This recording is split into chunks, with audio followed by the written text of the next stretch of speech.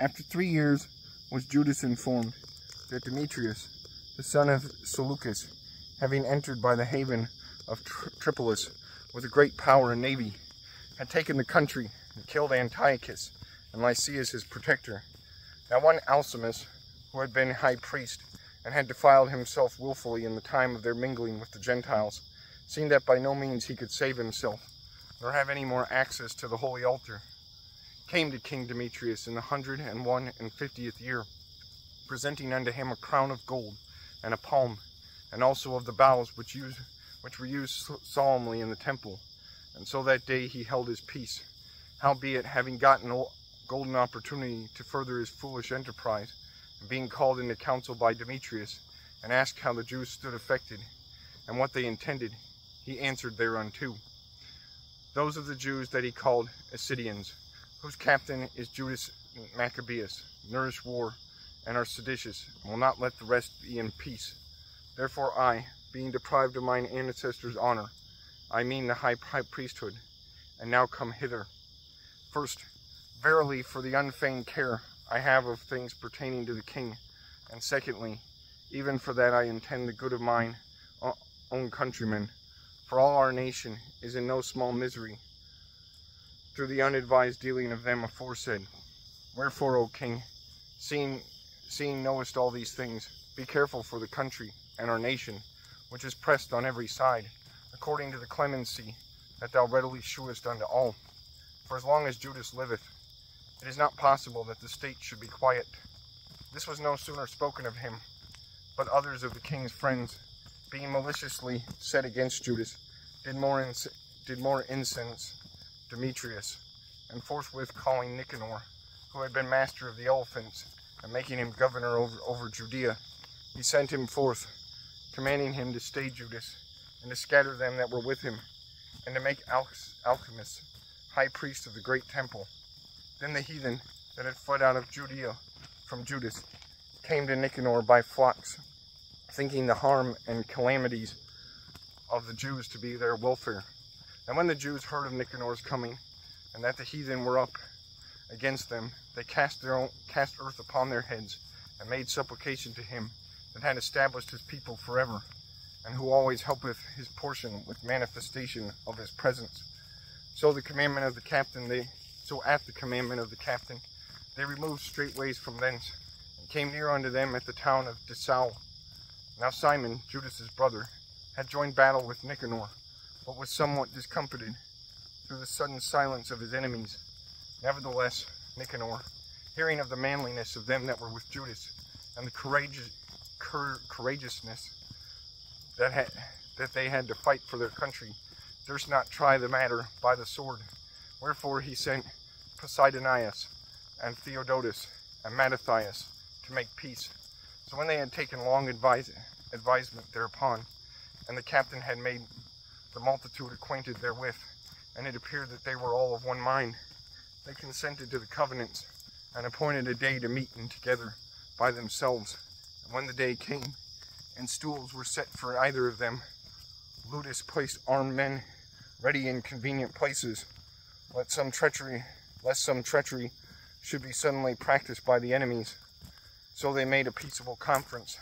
Now Nicanor abode in Jerusalem, and did not hurt, but sent away the people that came flocking unto him. And he would not willingly have Judas out of his sight, for he loved the man from his heart.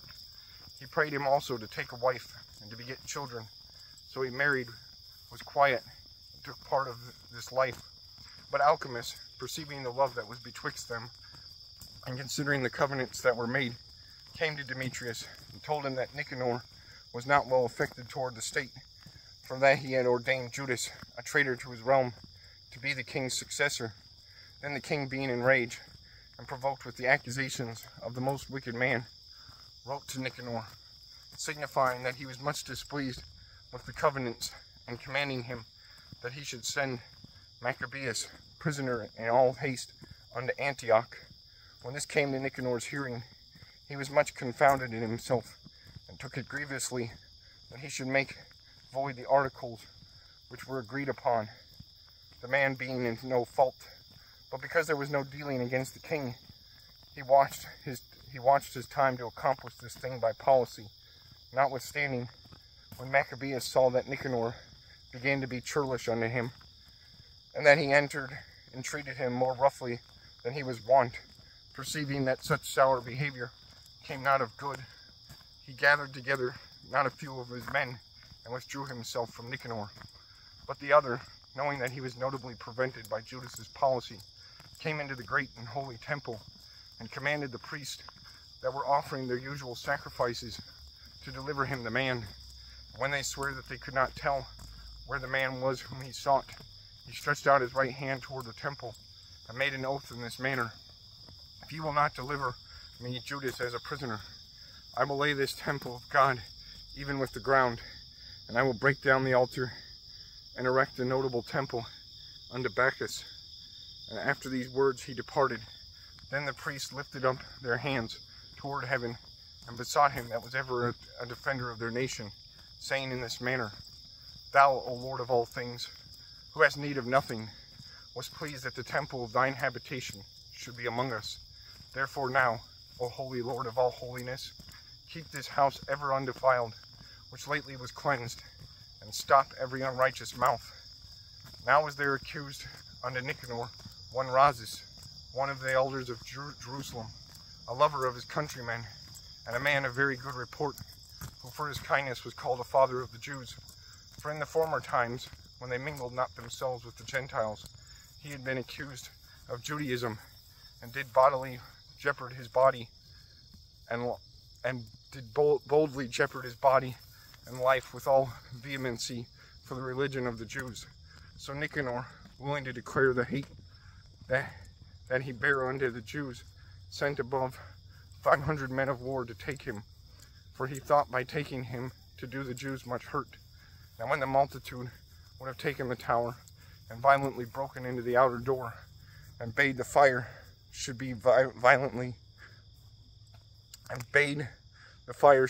to burn it, he being ready to be taken on every side, fell upon his sword, choosing rather to die manfully than to come into the hands of the wicked, to be abused otherwise than beseemed his noble birth. But missing his stroke through haste, the multitude also rushing within the doors, he ran boldly up to the wall, and cast himself down manfully among the thickest of them. But they quickly giving back, and a space being made, he fell down into the midst of the void place. Nevertheless, while there was yet breath within him, being inflamed with anger, he rose up, and through his blood gushed out like spouts of water. And though his blood gushed out like spouts of water, and his wounds were grievous, yet he ran through the midst of the throng, and standing upon a steep rock, when as his blood was now quite gone, he plucked out his bowels, and taking them in both his hands, he cast them upon the throng, and calling upon the Lord of life and spirit to restore him those again, he thus died.